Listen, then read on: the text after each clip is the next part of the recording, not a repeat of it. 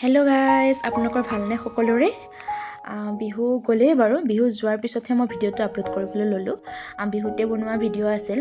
তেলপিঠা বনাবলৈ লৈছিলোঁ বিহুত আৰু কৰি থৈছিলোঁ। বিহুৰ ব্যস্ততাৰ কাৰণে ভিডিঅ'টো আপলোড কৰিব পৰা নাছিলোঁ, সেয়েহে শেহতীয়াকৈ মই ভিডিঅ'টো আপলোড কৰিছোঁ। তেলপিঠাৰ কাৰণে মই বৰা চাউল 4 কাপ আৰু লগতে তাত মই ভাতৰ চাউল 1 কাপ দি পেলাই পিঠাগুড়িখিনি খুন্দি ল'লোঁ। খুন্দি লৈ পেলাই ধুনীয়াকৈ মঠি ল'লোঁ। মঠি লৈ পেলাই মই অকণমান ঘি দি দিছোঁ। আপোনালোকে যদি ঘিটো ব্যৱহাৰ নকৰে তেতিয়াহ'লে একো কথা নাই, কিন্তু মই ঘি ব্যৱহাৰ কৰি ভাল পাওঁ আৰু খায়ো ভাল পাওঁ, সেইকাৰণে অলপ ঘি দি আকৌ ধুনীয়াকৈ মঠি ল'লোঁ। আৰু তাৰ কাৰণে মই সেইখিনি ভিডিঅ' কৰা নহ'ল। যিখিনি মিঠৈ আছিল সেই মিঠৈখিনি মই ধুনীয়াকৈ কুটি পেলাই 3 ঘণ্টামান মই পানীত তিয়াই থৈছোঁ। তেতিয়া কি হয়, পানীত তিয়াই থোৱাৰ লগে লগে মিঠৈটো গলি যায় ধুনীয়াকৈ আৰু চেকনি এখনেৰে চাকি ল'ব লাগে। তেতিয়া বালি থাকিলেও সেই বালিখিনি চেকনিখনত ৰৈ যায়, তেতিয়া পিঠাটো বালি নালাগে।